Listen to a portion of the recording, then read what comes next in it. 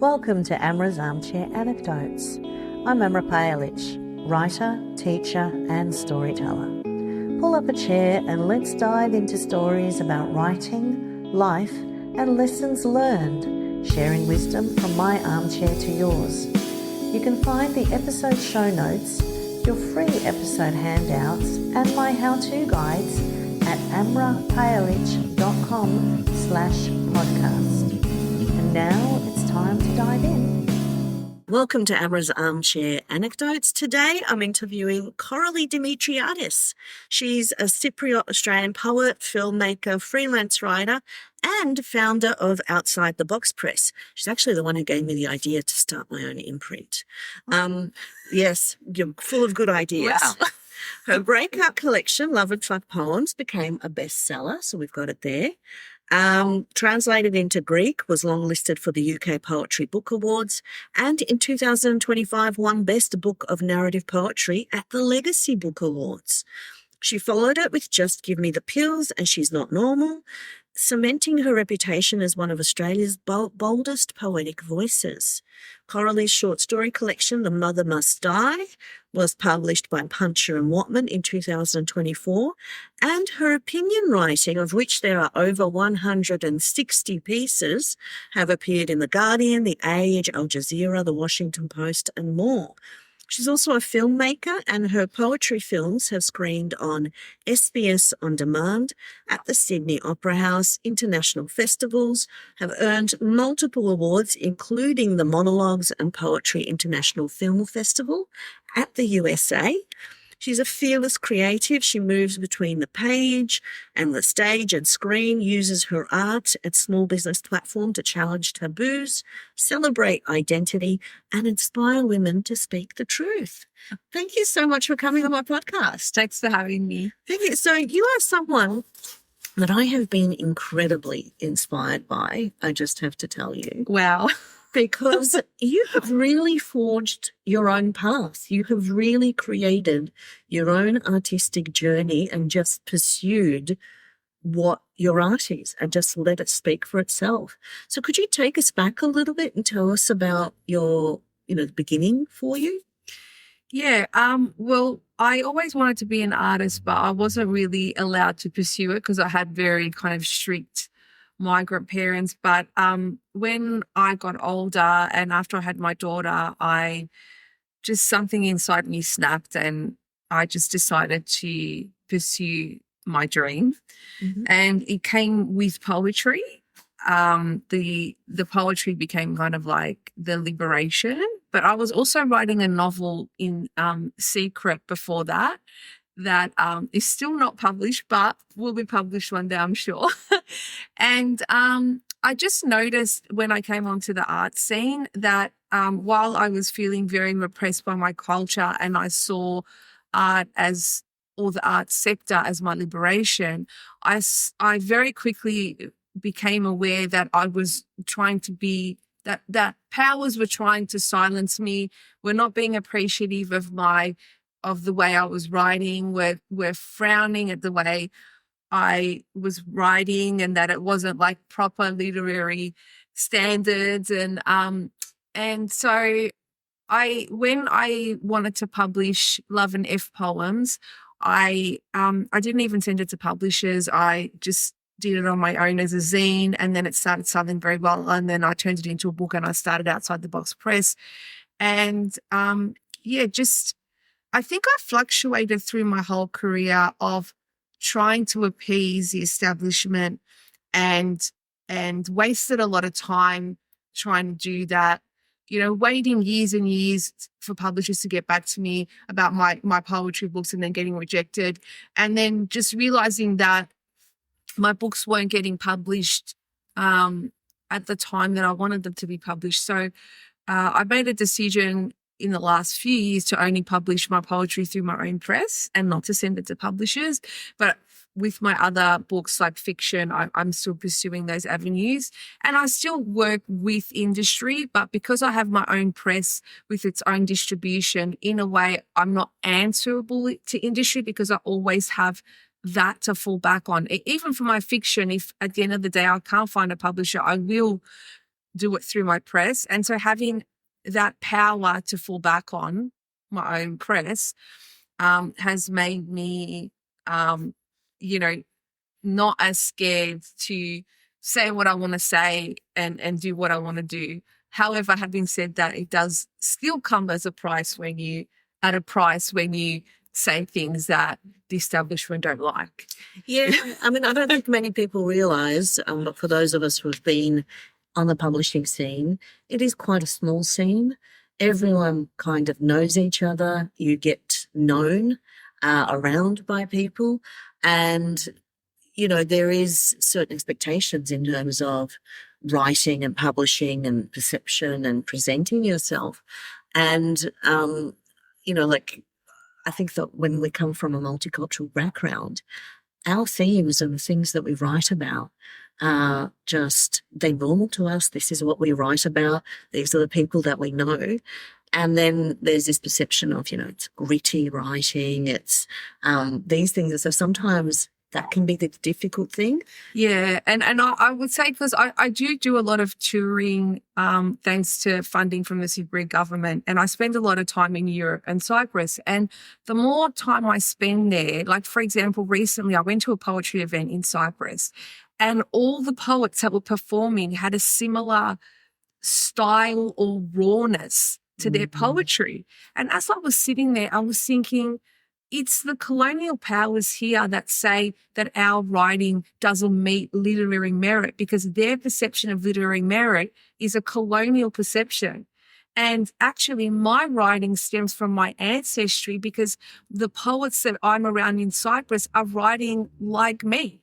And so, when you submit to prizes and publishers and all that, and you see this term in Australia, I'm talking now, because in Australia, our sector is very removed from the rest of the world. In Europe, it's a completely different perception. So when you're here and you see that term, we only accept manuscripts of the highest literary merit, you go, no, what you're saying to me is you accept manuscripts through a colonial lens of writing, and you're not going to publish me because I don't sound like that. And I'm not going to go to university and be taught to write like that, because that's what they do. They teach you this is the proper way to write, which is a colonial way to write. And I'm not saying that other cultures don't get published. They do, but it's a very tokenistic view. Oh, we've got to have from this culture and that culture. And, well, the Greeks have had their days. So, we don't have to choose someone from that culture. And so that's how they view their literary merit. It's very colonial and tokenistic. And that's because, let's be honest here, who are the people who are working in the publishing industry? What background? There's not enough diversity there, because it is not accessible for people. These days, for anyone to get a job as an editor, which is becoming harder and more thankless because there is constriction in the industry, there's the expectation of doing unpaid internships. Who can afford to do that? You and me wouldn't have been able to afford to do that. We were out there, very early on in our lives, working, having to pay mortgages. And so it's very limiting about who can access those opportunities and who has the ability to kind of keep pushing through some of those hurdles. And not just that as well, but the people that they choose to be these editors, and that they're people that are conducting themselves in a way that the establishment likes.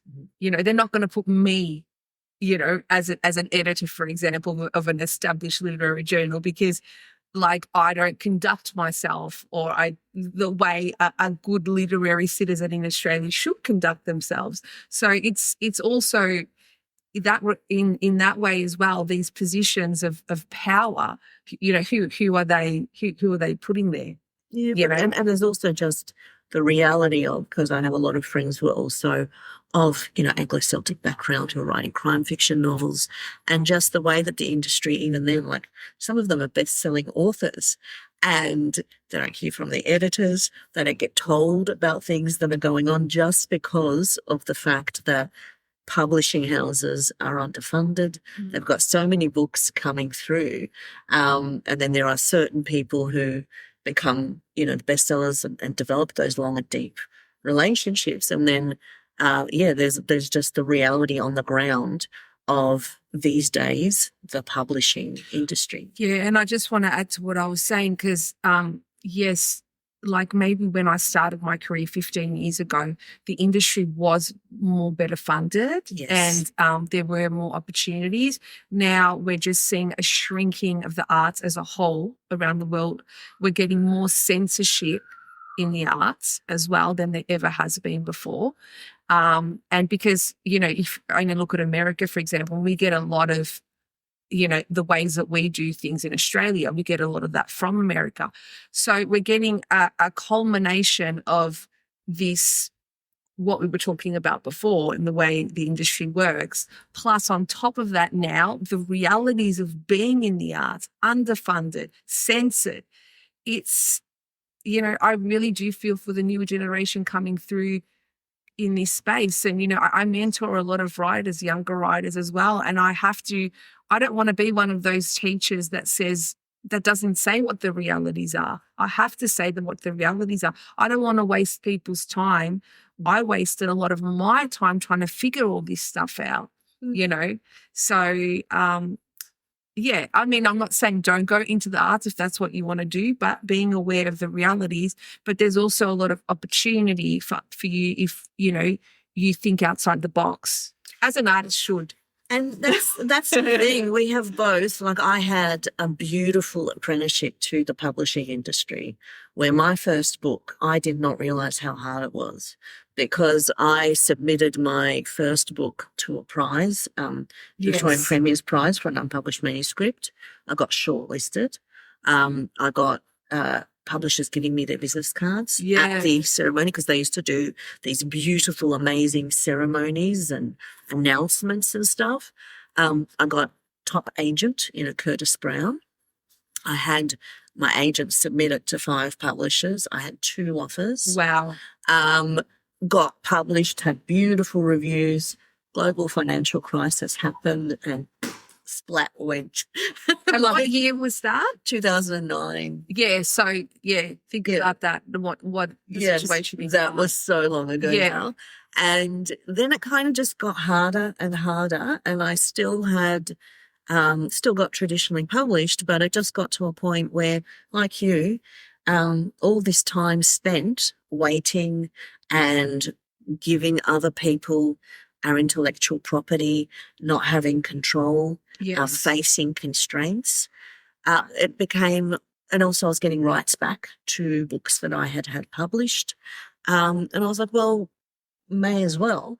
And now I am personally of the view, and I think you agree with me, that being an independently published author is the only way to get a viable income as an artist these days, because even if you are traditionally published, you get very small advances and only do you earn royalties if you've paid back those advances.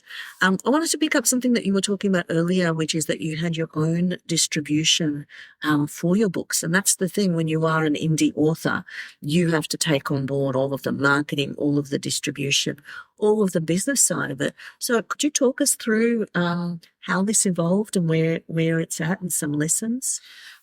So I have worked with publicists. So I've hired publicists occasionally. They are expensive. I was lucky early in my career. I had some publicists that wanted to work with me and believed in what I was doing and did it at like a cheaper rate. I don't think these days that's possible with the high cost of living. But the way that I got a distributor, so I've got a national distributor for Australia, New Zealand, Woodslang, was that my poetry book, Love and F Poems, I just put it in like 1 or 2 bookshops, and especially with the bookshop Polyester Books on Brunswick Street, it doesn't exist anymore, but they were just selling a lot of the books. And so I then went to other bookshops and said, oh, look, this bookshop is selling out of my books. Can you order my books? And then they just kind of become jealous of each other. Like, oh, that bookshop's got it. Well, maybe I should get it. And then, it just started like a chain reaction of, and, have a huge spreadsheet to keep a track of all my books and who had my books and this and that. And then I was able to take that data to distributors, and there are only, I think, like 10 distributors in Australia. And I tried them all and they all said no, except for Woodslang, who was like, oh, we don't even do poetry, but there's something about you, we'll give it a go. And, you only need one person sometimes to say yes. And always remember that. That's one of the things I teach my students all the time. You only need one person to say yes. And, they've been distributing my books for like over 10 years now. They're very supportive of my work. And they're also started up a publishing press as well. So, they've gone from distributor and publisher to publisher as well. It's, they're not like, they're more of an academic distributor than a literary distributor. Like the literary distributors, well, I'm not literary. How could Love and F poems be literary? So I was an academic, distributor, and it worked out. And also one of the things that you did was you actually, so there's two ways that we can do printing and publishing as independent authors. We can do the on-demand through Ingram Spark, which means a higher cost per book. Yes. Or you can do offset printing where you print a few thousand copies and the unit price for each one is much cheaper. And so that's what you did with the distributor, so you were able to. Do you still do that, or what's the process now? Now that print on demand is actually relatively on par with offset, actually. So it is a bit cheaper to go offset, and I have done multiple print runs. I could do with the offset I was doing, I could do 600 copies. Mm-hmm. And, I've done quite a few print runs that way. But in the last few years, print on demand has just worked better for me because I tour a lot. So what that means is if I'm in Cyprus, I can print my books in Europe and get them shipped to me rather than do a print run of, say, 600, have them delivered to Australia and then have to take them overseas. It just doesn't suit me anymore now with all the traveling I have to do. I mean, even if like, say, I've got a gig in Germany, which I did, I just printed books and sent them right to the gig, so that reduces my costs of having to, post. Yeah, because books. It's local printing, local postage. Yeah. And we know that sending anything from Australia is so expensive. Yeah. Yeah. So I was wondering, maybe if you wouldn't mind sharing a memory of when speaking your truth got you in trouble, but you knew you had to stand by it. But, if you're not okay with it, that's okay. Look, I mean, speaking my truth has been a journey in and of itself, because there have been times where I've spoken my truth and I've gotten blacklisted and, and the first time I got really blacklisted, it really affected my mental health. And, it stopped me from writing what I wanted to write for a really long time. And I've got a lot of poetry that I just never showed anyone, that I feel will come up in my next poetry collection, which is about, it's called That's What They Do. And it's about emotional abuse, but all the different ways a person can experience emotional abuse, one of which is through their workplace. And, but after I went through that experience, I just know I came to this point where I was like, Koraly, either, give up or do what you want to do, because this in-between space was hell. It was like, kind of writing, but not writing what I want to write and trying to appease with being scared. And so I just made a decision that I'm just going to go for it, because I had already had that scar, that X on me. So, and now when I publish things that I know are controversial, I'm not as scared. And if I do publish something that I think, maybe I shouldn't have said that, I might take it down and then reflect on it and then think, oh, I don't want to say that because I can't be bothered with the backlash of it, because at the end of the day, I'm a human and I have to worry about my own mental health.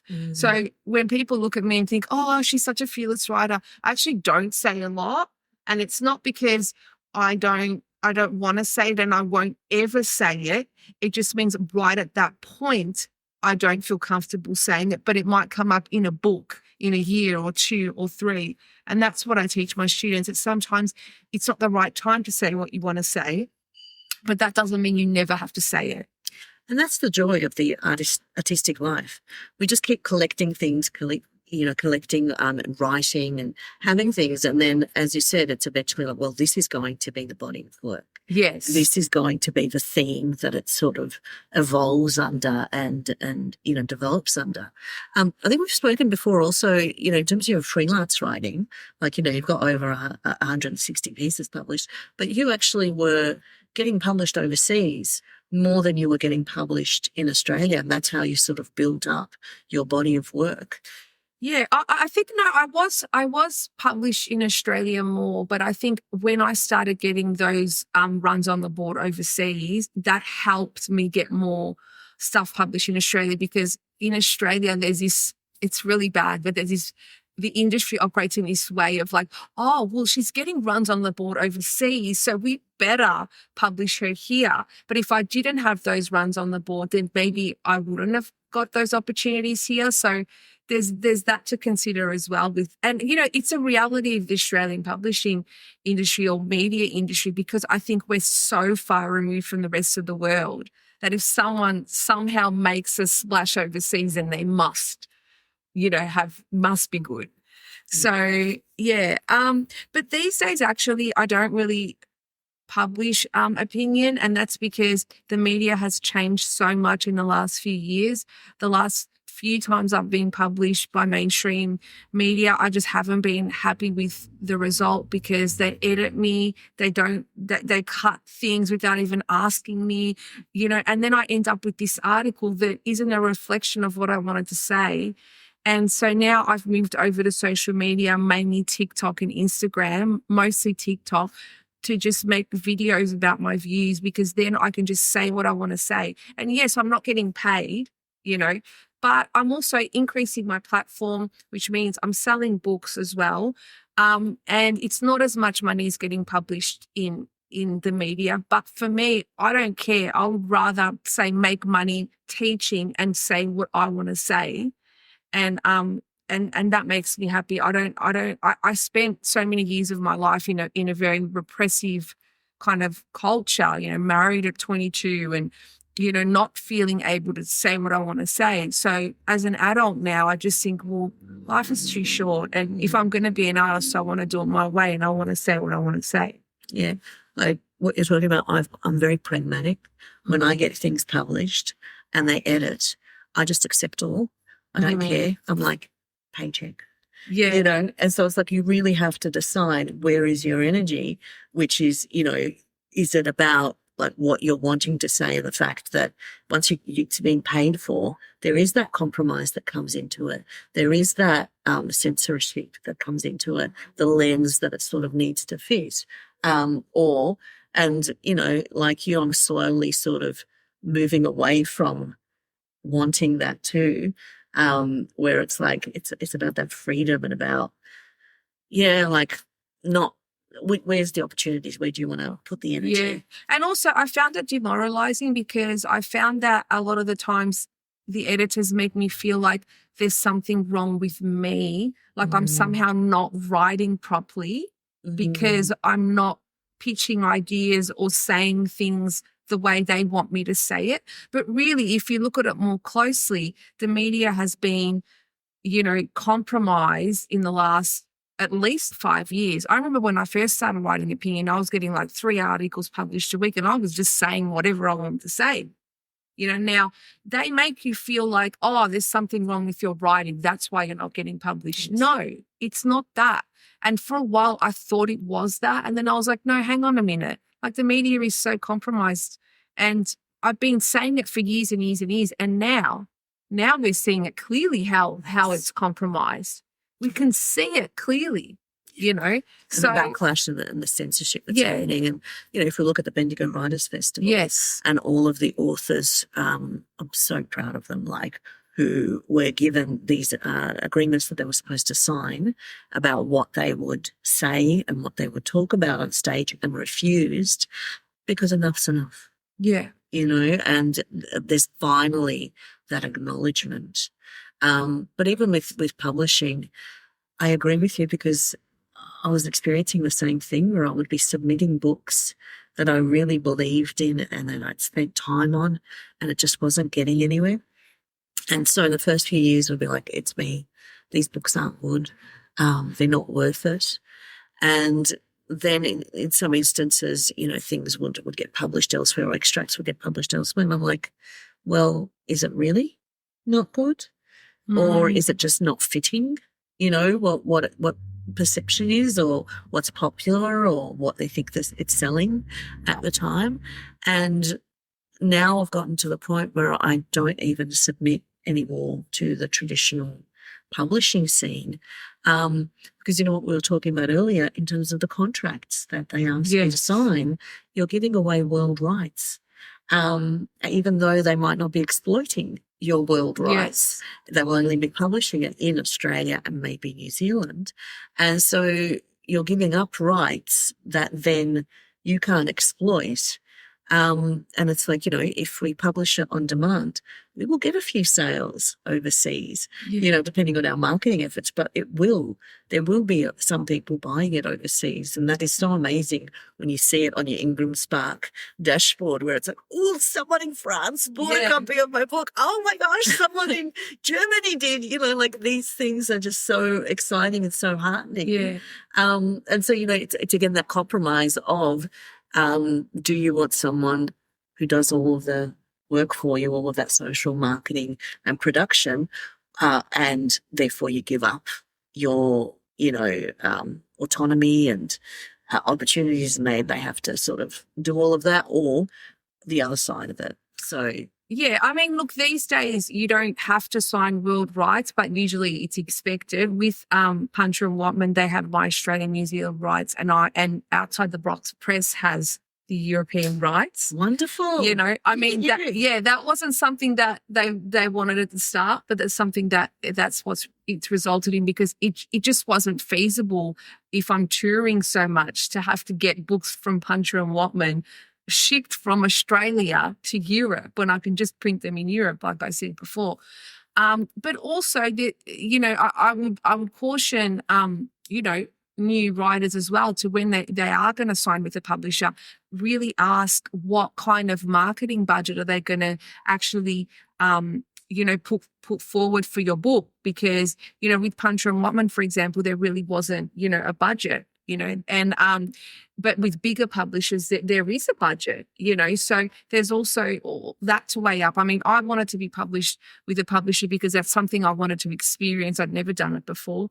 So, and it's turned out okay. There's been some pros and some cons, but I don't regret it.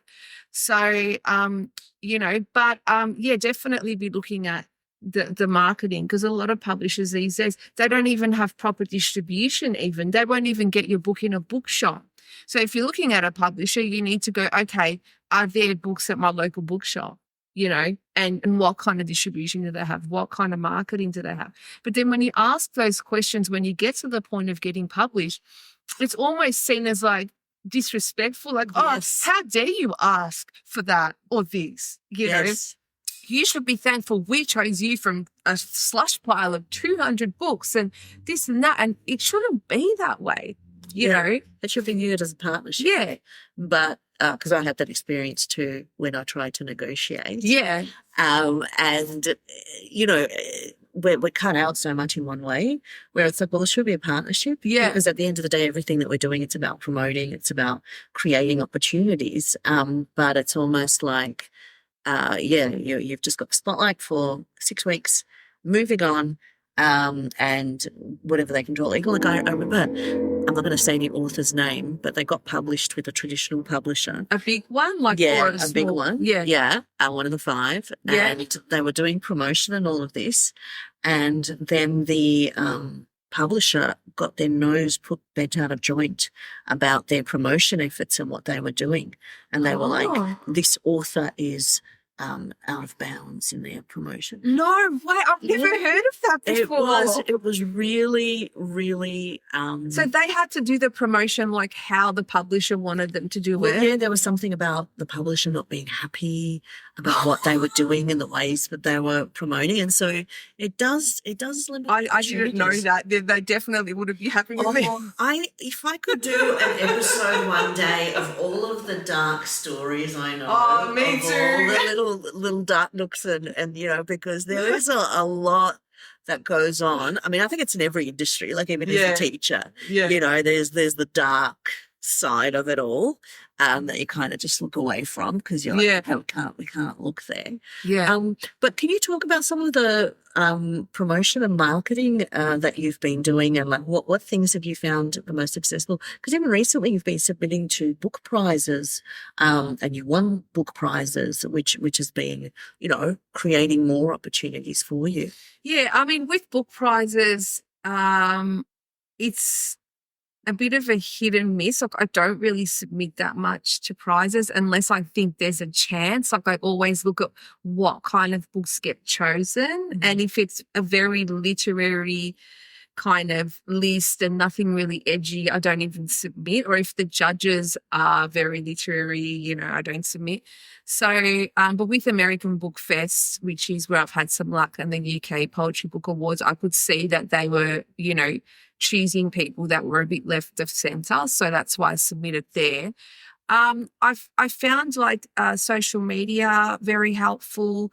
Like I said before, sometimes I work with publicists, but also just touring, and leaving Australia, which I know it's not easy for a lot of people to do, but I've been lucky because I'm a dual citizen. I get funding from the Cypriot government to do a lot of my touring. Like they've funded me to go to New Zealand, to America, around Europe, to Cyprus. So, and that support has been absolutely pivotal to my success because of that thing I told you about before about how the Australian establishment views you more highly if you're kicking goals overseas.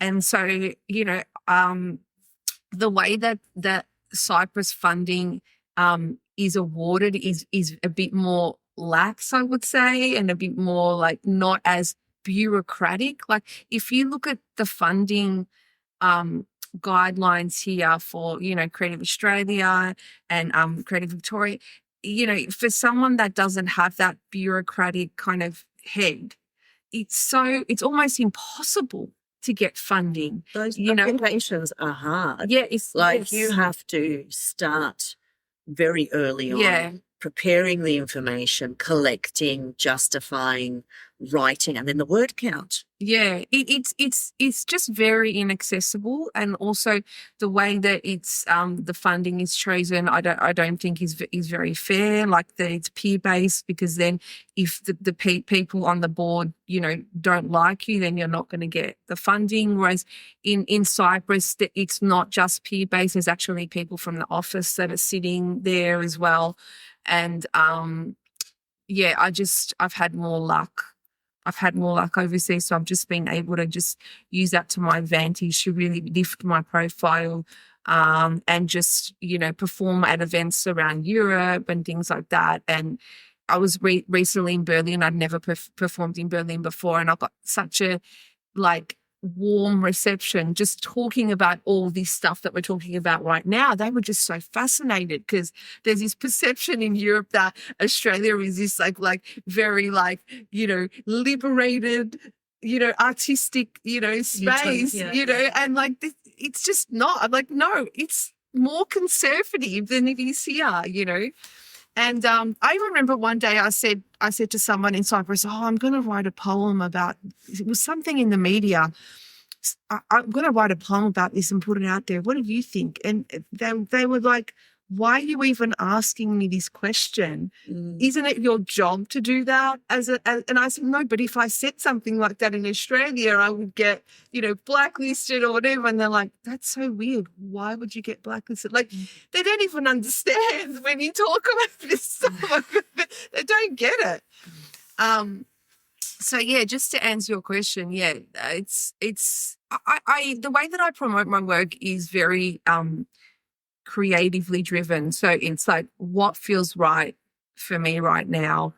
And I just go with that because there's so many different ways a person can promote their work. And that's the thing, that's what's been fascinating about being in this world now and seeing the ways that people are creating their own successes and creating their own paths. Can you talk through some lessons and logistics about touring and how and, in terms of advice or things that have happened? Like, do you come up with, or you look at events that you can go to? How do you? Yeah, I just kind of, in the same way that I mentioned before about the prizes, like I'll try and source events that would program people like me. Like I don't really approach places where I don't think they're going to accept me because I don't want to waste my time. So yeah, there's a little bit of research that goes into it. And also people that I know come to me and say to me, oh, you should apply to this because I think you'd be really great there. So, I do take on people's feedback in that way as well. And yeah, if someone gave me a bit of advice recently that I thought was good, don't try and force yourself into spaces that won't appreciate you.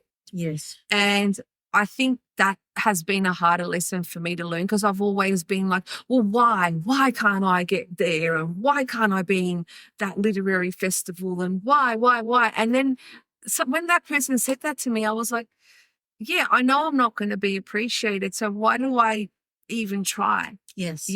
Like when I tell people overseas, like my poetry is like best selling for the poetry genre in Australia and I've never been invited to Melbourne Writers Festival. Yeah. Or like I've never been invited to any of like writers festivals, And a lot of those festivals are by publishers, the known publishers, creating where they invite you. So I've been on some of those festivals when I've been published with, traditional publishing. I've got one festival coming up which is based on who I knew. And, so there is a lot of that where it's like people that you know and people that you that networks with and that you generate that through. Yeah. But also like what you were saying in terms of researching, like even if you are wanting to traditionally publish, you need to research the agent or you're going with the agent or the editor or what they've published. Yeah. So it's the same thing in the indie world. There is a lot of that background stuff that you have to do. Yeah. And I've also done stuff like, it doesn't exist anymore, but Sexpo. Yeah. I used to do Sexpo where it would just be like, loads of like booths about sex and then there was only me and this one other writer that was selling our books there, and I got a lot of books sold, a lot of email addresses, I have a mailing list and stuff, and just doing like book fairs or markets I've done sometimes, places where people that I know would be interested in my work go to. Just thinking outside the box. We don't have to market our books the way, the publishers do. We can actually come up with creative ways. Even once I was selling my books, I don't anymore, in like a fashion store that, had a lot of like, say, Greek women that I knew went there or, just trying different things and seeing what works and what doesn't. Because sometimes, you could put your book in like a certain gift store that, that people that, would like your book go to, and you can try it out and see how it goes. And, it could do really well. It could flop. I guess one of the things you have to do is try things out and don't take it to heart if it doesn't work out. Because a lot of the times people look at me and go, oh, she's so successful and whatever, but they don't see that, for every success, there's probably like, 10 to 20 like flops is what I call them. Like I don't call them failures anymore because I see those as stepping stones to me having my success. And the way you talk to yourself as a writer, that is kind of self-made is really important. Because the industry has its voice that will tell you, oh, look at her. She's just, doing blah, blah, blah, blah, blah. And she, and just frowning on you for the way you're doing it. And it's easy to take on that voice. But when I started saying to myself, no, don't take on that voice. That's the establishment's voice. Your voice should be like, it's great that you tried that and it didn't work out. Try this maybe, try that, you know.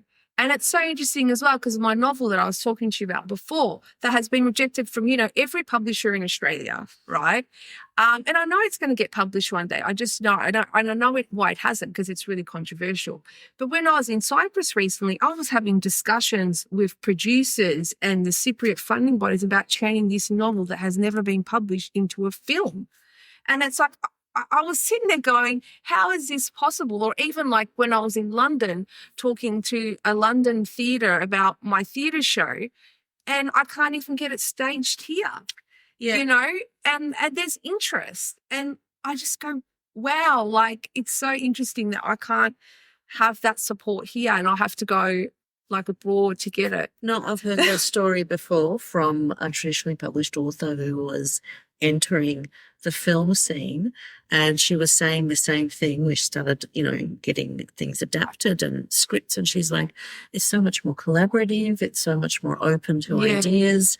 It's a lot more like things can happen. And she was finding exactly the same thing, which is, very different. And I don't know, is it the fact that, as writers, it's all about that solitary pursuit and therefore, but then again in the publishing industry and, even for us getting our own books produced and published and printed, there is a lot of involvement and a lot of people, and we create our own ecosystem in terms of editors and, I've done audiobooks and narrators and you've done movies. And so, people are doing the film production and, so there is an industry that we're creating and that we're participating in, but somehow it does feel a little bit more boxed. Yeah, no, I think when you think more broadly that you are an artist in your own right and you can do whatever you want and collaborate with whoever you want, and it doesn't have to be through that Australian literary canon. You can dabble in there, sure, dabble in there if you want. And that's great. It's good to have some collaboration there as well. But you are a free agent. And that is what an artist is. An artist, which is what I learn a lot when I go to Cyprus, when people tell me, but you're an artist. It's your job. It's your job to question. It's a job. And it's like, oh, no, not in Australia. It's not my job. It's my job to be a good literary citizen. That's my job. Yeah. And when you start thinking in that more broader way that, actually it is my job to question. It is my job to conduct myself as an artist in a way that feels comfortable for me creatively. Almost like your creativity dictates where you go, who you collaborate with. Yes. And being empowered in that approach of what feels right for me as an artist and as a human, then you start saying that you don't have to box yourself in. Yes. And I have to say that's what's been happening for me since I've entered the indie world and I've started just creating things and releasing them. And I get these ideas where I'm like, that the first instinct is, who am I to think that I can do this? That's the establishment talking. Yes. Yeah. And so then I have to go through and go, but then it almost, the more that you do it, it almost becomes a force within you. Yes. Where it's like, no, this is the voice of, truth of I have something to say. I want to create this. I want to put it out there. And then even I have conversations, with people who are outside and who are not artists, and they're like, but why? What are you going to get out of it? Is it going to earn you an income? Is it going to? And I'm like, I don't know. I just need to do it. I just believe in it. I just feel that this is something I have to do and put out there into the world. And what I love is that the more that I'm listening to my voice, the more that I'm following my ideas, my muse, my passion, the easier it is, because at first it's fighting yourself. It's fighting all of the voices of the people out there. And then the more that you release things and the more that you also talk about things to people, where you just have conversations, I'm doing this thing, I'm doing this project. Even this podcast, I started it for a purpose, which is to get ones on the board to do a history podcast that I want to do, to showcase the research for my PhD and the background research for my book. And then, now I talk to people and they have interesting stories, and I'm like, well, podcast and just kind of organically evolves, and it's not so much work. But the more that you censor yourself and the more that you close yourself off, the harder it is to be able to do that. The more, like I'm finding such freedom and joy. And some of those things that you were talking about going to bookstores and the way that you got your books in your bookstores, I haven't been able to do that. That's still something that I have not been able to kind of like, oh, I can do that. So I've still got some internal resistance to certain things, but I'm building that muscle. I'm building that resilience. So it's like you're fighting yourself, and then eventually. Well, that's great. And I would say that it's like when we come into the industry, it's like we get indoctrinated to think in a certain way, and we have to unlearn that thinking. Yes.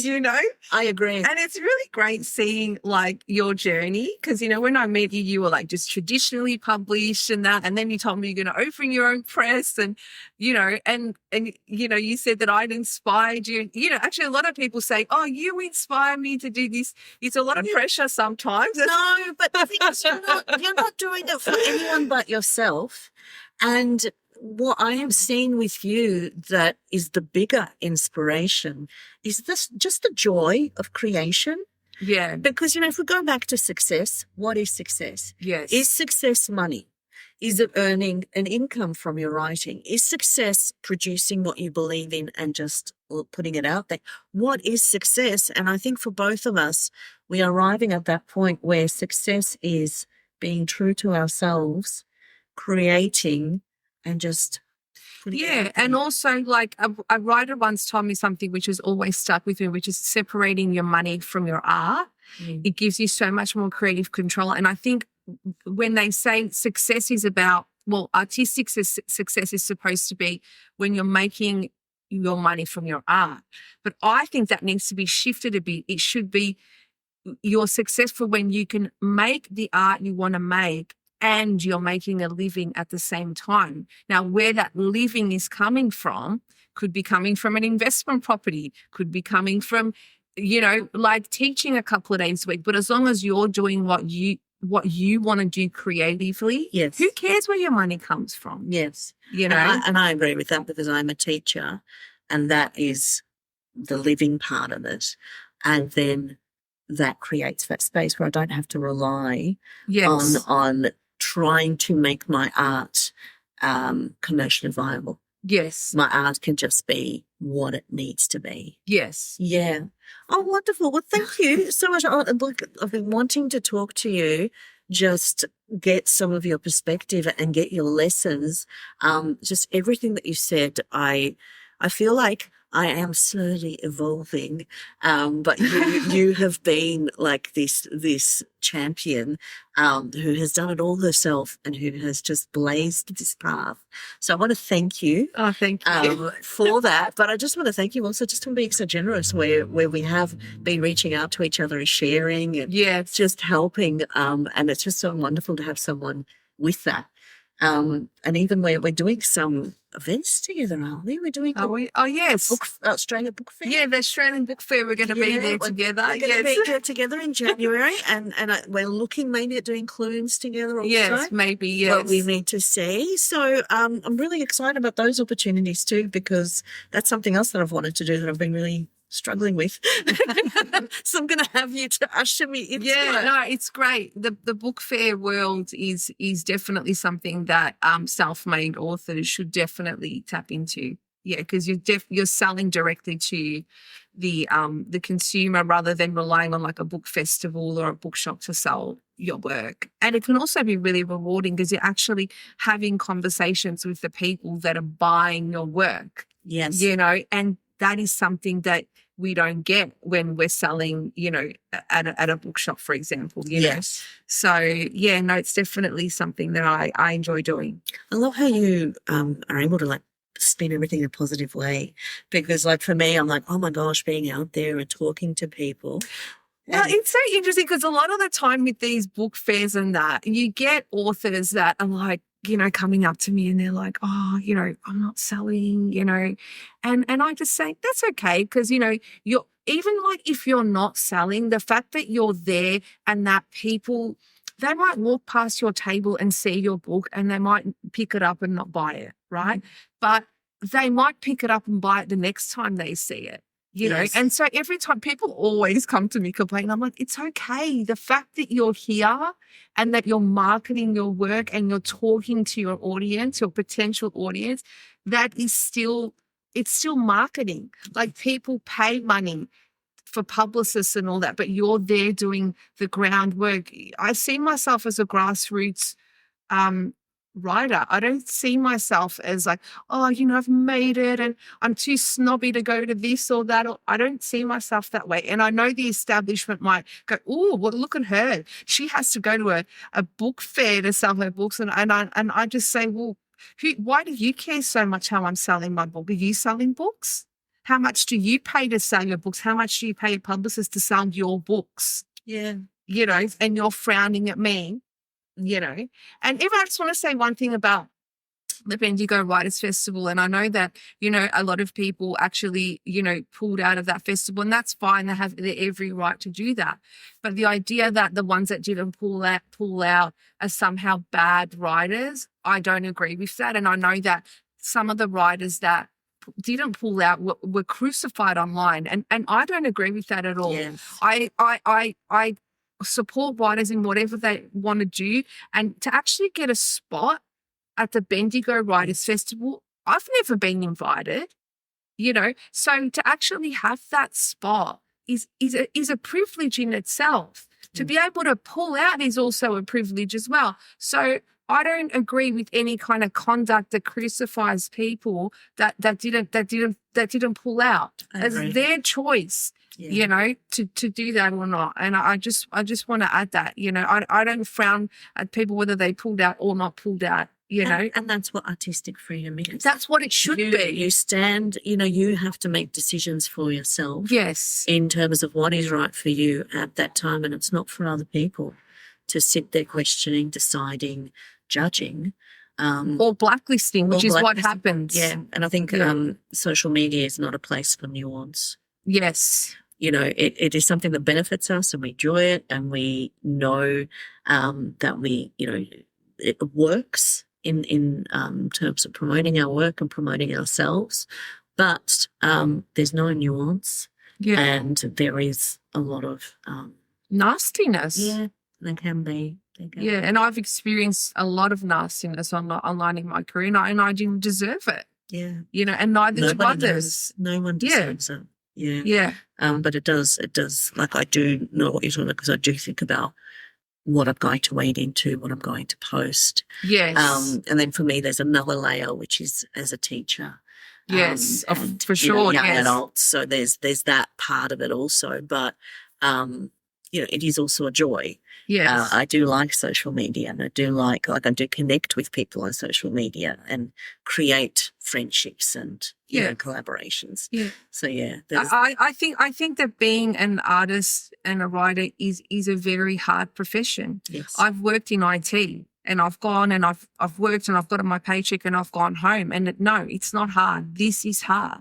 Yeah. This is hard. It's very hard on so many different levels to be an artist. And I hope people understand that it is very difficult. It's a very difficult profession. And actually, a writer I admire once said to me, if it was easy, everyone would do it. Yeah. And so when I'm having those hard days, I always think that, well, if it was easy, everyone would do it. And I'm doing it. And I should be proud of the fact that I'm doing it. Well, that's, for me, my success has been that I have achieved longevity. Yes. That 20 years of, trying, actually 28 years probably, of, publishing and working at it, I'm still doing it. But having said that, I have no choice. It is my oxygen. Yes, me too. Yeah. Yeah. And so that's the other thing about being an artist. You can't not do it. Yes. Yeah. Yeah. Well, thank you so much, Koraly. I hope you've enjoyed this chat, and you can connect with Koraly online and check out her work. She is amazing. Thank you. Thanks for having me. Thank you for tuning in to Amra's Armchair Anecdotes. If you enjoyed today's episode, Don't forget to subscribe and follow for more insights, stories, and inspiration. From my armchair to yours, remember, every story begins with a single word.